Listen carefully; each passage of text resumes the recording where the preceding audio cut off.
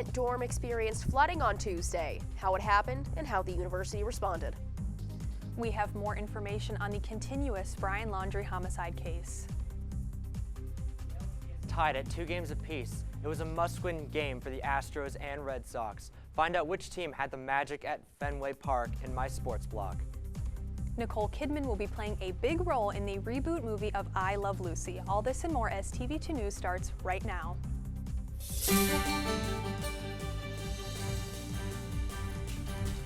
This is TV2 News.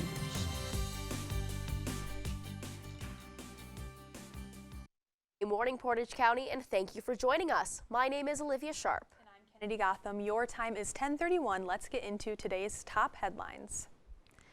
Liebrick Hall's 3rd floor flooded on Tuesday evening after a water shutoff valve broke. After repairing the valve and turning water back on, a water line burst on the 8th floor, causing that to flood as well. Both floors about had an inch of standing water, and the school brought in heavy water removal equipment. This left the carpet damp and musty, so students propped open their doors and used their own personal fans to try and dry out the carpet. The Portage County Board of Commissions is hosting a Veterans Day ceremony on November 11th at 11 a.m. The Crestwood Scarlet Guard will be playing the Star-Spangled Banner, and the Ravenna VFW will lead the presentation of colors, rifle fire volleys, taps, and the retiring of colors. This year's ceremonies will honor those who have served in the Afghanistan War. During a traffic stop, Shawntae Harden was arrested for operating multiple unlicensed funeral homes all across Ohio. Harden was stopped by Highway Patrol for failing to signal a lane change. During the stop, the troopers saw the warrant for Harden's arrest. Harden was indicted on 37 charges by Lucas County Grand Jury in Toledo. The charges included abusing of corpses and failing to refrigerate a body.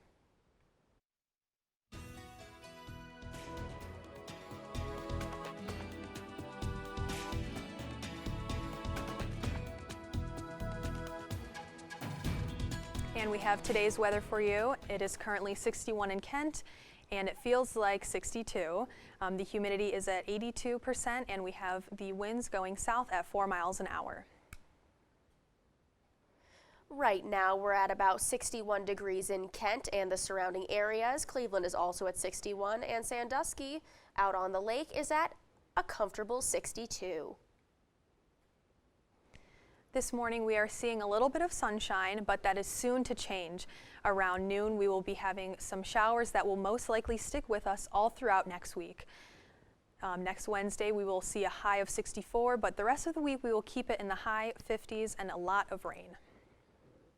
Stay tuned for tonight's newscast with your full forecast.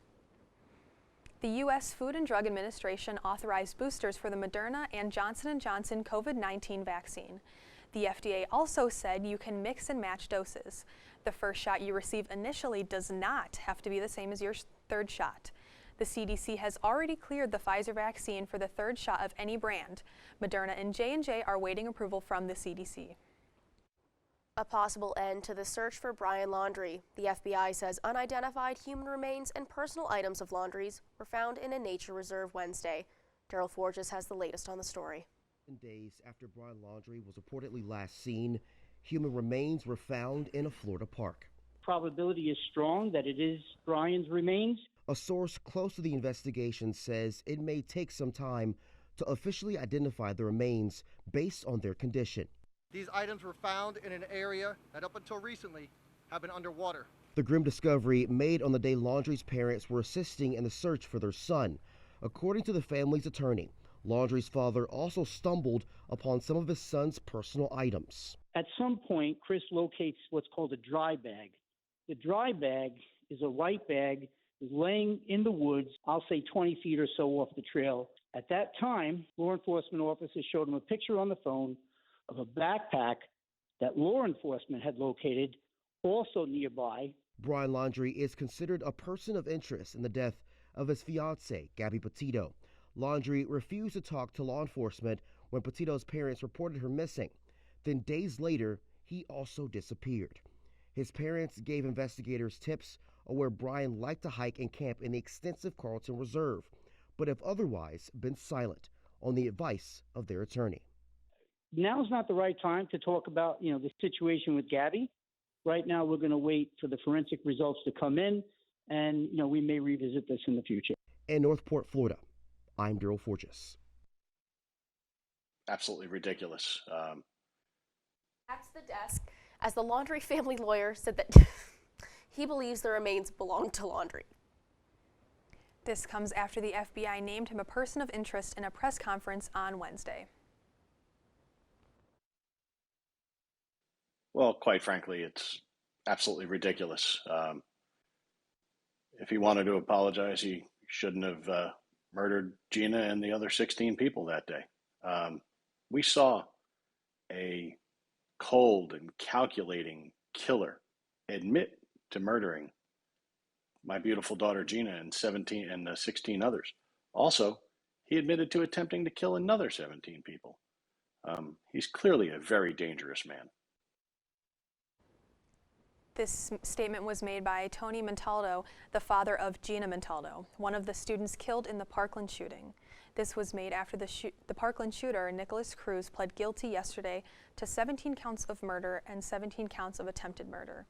Montaldo went on to say that Cruz, quote, deserves as much of a chance as he gave my daughter and everyone else on February 14th, 2018.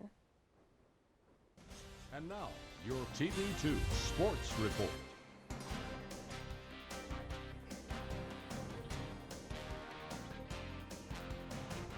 Good morning, Portage County. I'm Michael Neenan. Let's jump right into today's sporting news. Today, the Kent State women's soccer team are set to take on the University of Central Michigan in Dick Stadium at 7. The Flashes are currently on a 4-game win streak following last week's victories against Miami and Ball State, which gives them a 6-1-1 record in MAC play and is good for the second place in the MAC conference, being only half a game behind the number 1 seeded University of Ohio. After today's action, the Flashes will travel to Lipsalty and take on the University of Eastern Michigan. In other news, the Boston Red Sox and Houston Astros played last night in Game 5 of the ALCS at Fenway Park. Let's see how that went. Here at the top of the second, Jordan Alvarez hits a home run, and the Astros go up 1-0. Not a good start for the Red Sox. Here at the top of the sixth, Jose Siri hits the ball to right field, and Kyle Tucker goes in for the score, along with Yuri Gurriel. Astros go up 6-0. At the bottom of this,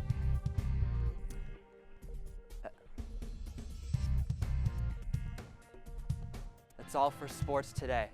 Be sure to follow our Twitter at TV2 KSU Sports for all sports-related updates within the area. From TV2 Sports, I'm Michael Neenan, and let's get back to the desk. Fans of the legendary comedian Lucille Ball and the show I Love Lucy are getting an early Christmas present. A new film called Being the Ricardos is scheduled to be released in theaters December 10th and on Amazon Prime 11 days later. Oscar winner Nicole Kidman stars as Ball, and Javier Bardem plays Desi Arnaz, Ball's husband. There was an initial backlash to Kidman's casting, but she was later enthusiastically endorsed by the couple's daughter, Lucille Arnaz. That is all the time we have for your Thursday FlashCast. For updates on all these stories and more, visit KentWired.com and follow us on Instagram, Twitter, and Facebook at KentWired. I'm Kennedy Gotham. And I'm Olivia Sharp. Have a great day, Portage County.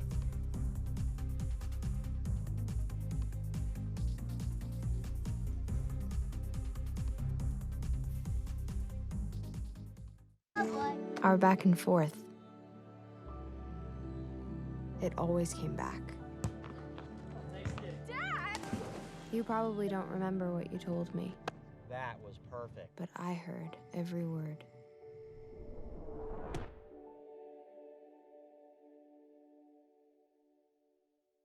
Today I'm going to talk to you about physics. Come on in, girls. Let's go. This is the first rocket to get humans to Mars. Really tall. I'm a rocket structural engineer, designing and building parts of the rocket. You are the generation that will be stepping foot on Mars. Do I have a group of astronauts on my hands? Yes. You can become a rocket scientist or whatever else you want to be.